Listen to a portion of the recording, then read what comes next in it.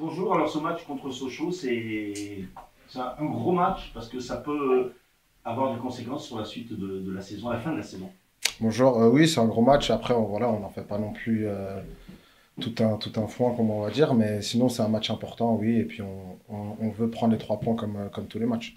Un match qui devient important par la force des choses parce que justement vous avez fait une très bonne série, vous êtes en forme depuis le retour de la Coupe du Monde. Vous avez quand même la sensation qu'avec le public derrière vous, face à un adversaire désormais direct dans la course à la montée, vous avez l'occasion de faire un véritable gros coup et de vous placer justement officiellement de cette course à la montée. On sait que pour le moment, que ce soit vous ou votre entraîneur, vous êtes un petit mauvais là-dessus. Ça peut être l'occasion de vraiment passer à un autre stade.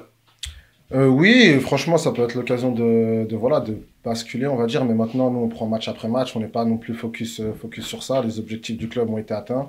Maintenant, on va prendre les matchs qui viennent et avec toujours la même discipline, la même envie de gagner, de prendre les 3 points.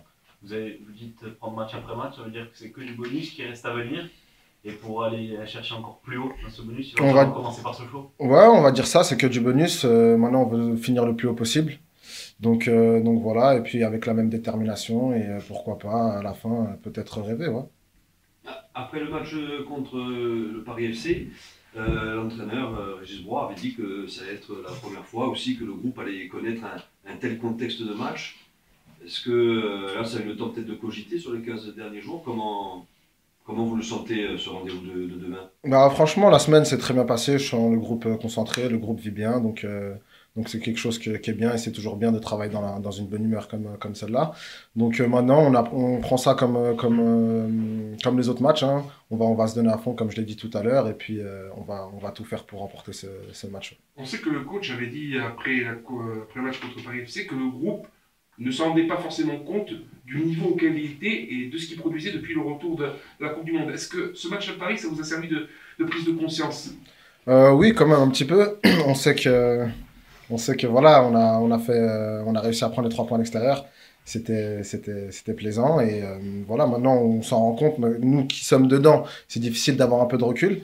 Maintenant, voilà, dans la vie extérieure, comme le coach qui peut voir, c'est vrai que voilà, il y a de la qualité dans le groupe, il y a quelque chose qui se prépare. Et pourquoi pas, à la fin, si tout se passe bien, regarder plus haut, ouais. On sait qu'il y a eu un passage de la trêve internationale.